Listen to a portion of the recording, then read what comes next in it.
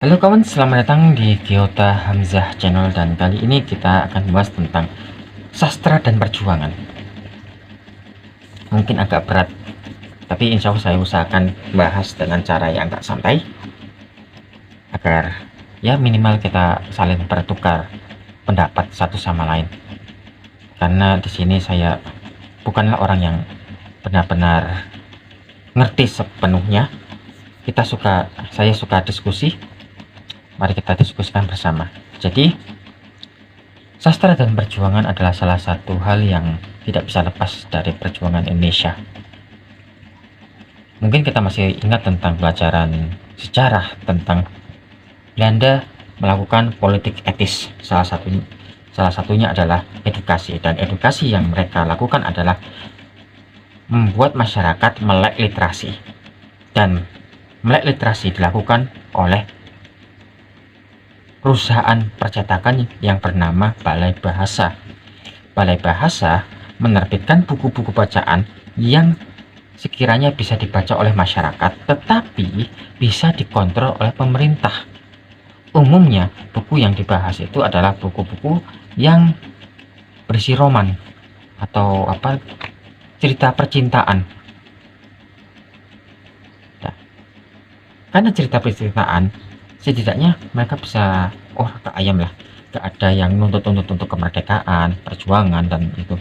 Buku yang mereka larang adalah buku yang membahas tentang ideologi, pengetahuan, ataupun sejarah, kayak sejarah Diponegoro, terus Sultan Agung, terus Imam Bonjol, dan lain sebagainya. Itu benar-benar diawasi. Jangan sampai masyarakat tahu akan akar sejarahnya. Makanya diselipkan cerita roman aja, biar masyarakat gak terlalu mikir-mikir jeru-jeru, tidak berpikir dalam. Makanya buku-buku percintaan kayak Salah Asuhan dan lain sebagainya kok sangat banyak. Siti Nurbaya, walaupun pada dasarnya itu adalah cerita kritik sosial, tapi disampaikan dengan cara yang halus. Kalau frontal, bahaya, dibredel nanti, baik itu penerbitnya ataupun penulisnya. Oleh sebab itu, para penyair zaman dahulu berusaha untuk menghaluskan bahasa agar bisa diterbitkan. Karena apa? Biasanya kalau sastra zaman dahulu membahas tentang kisah orang-orang kerajaan, kisah raja ini, pangeran ini, putri ini, seperti dalam cerita Panji, itu yang dibahas adalah istana sentris, orang-orang yang ada di dalam istana. Jadi masyarakat kayak kita gak ada ceritanya, gak ada nilainya. Yang diceritakan pasti raja, ratu, pangeran, putri, panglima. Itu yang dibahas. Tapi bagaimana dengan masyarakatnya? Itu yang jarang dibahas. Akhirnya ketika abad ke-19 itu mulai ada kesadaran, mari kita membuat cerita yang bersudut pandang masyarakat sekitar, masyarakat lokal kayak kita ini. Muncullah yang kayak Salah Asuhan, terus ada yang namanya karya-karya Marah Rusli, karya-karya yang lainnya. Itu tentang orang-orang biasa. Buya Hamka juga termasuk. Kayak Tenggelamnya Papa Van der Wijk, itu hubungan antara orang biasa dengan sesama orang biasa.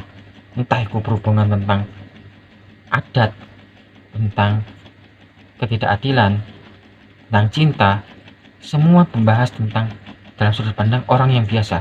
Kalau dulu dibahas tentang istana sentris, sekarang jelata sentris, orang-orang rakyat jelata.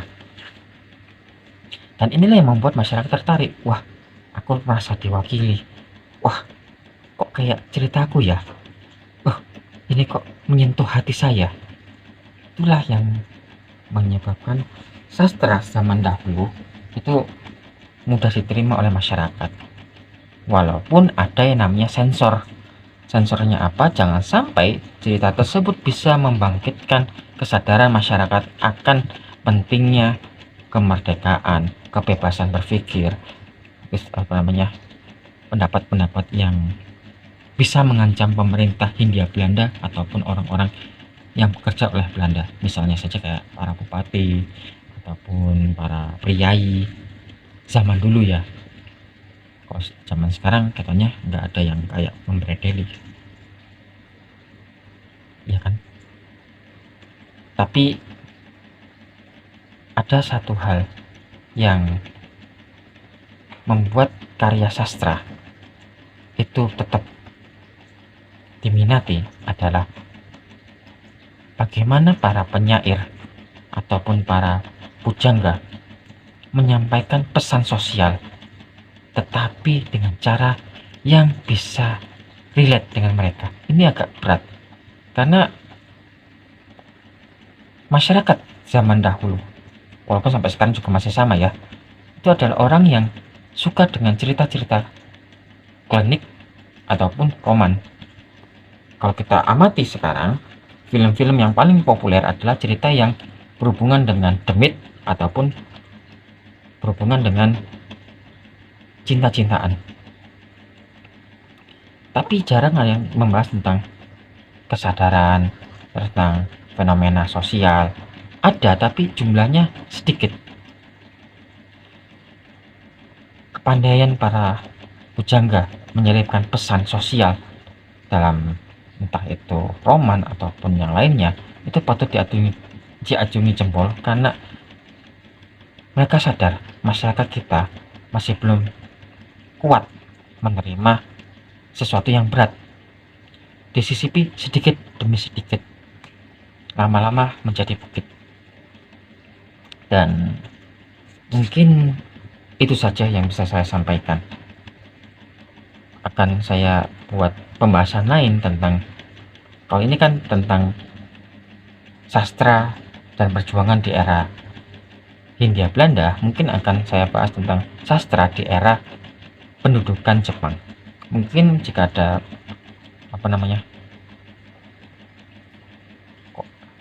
pendapat yang ingin disampaikan, silahkan tulis di kolom komentar. Saya Kiot Hamzah pamit, salam.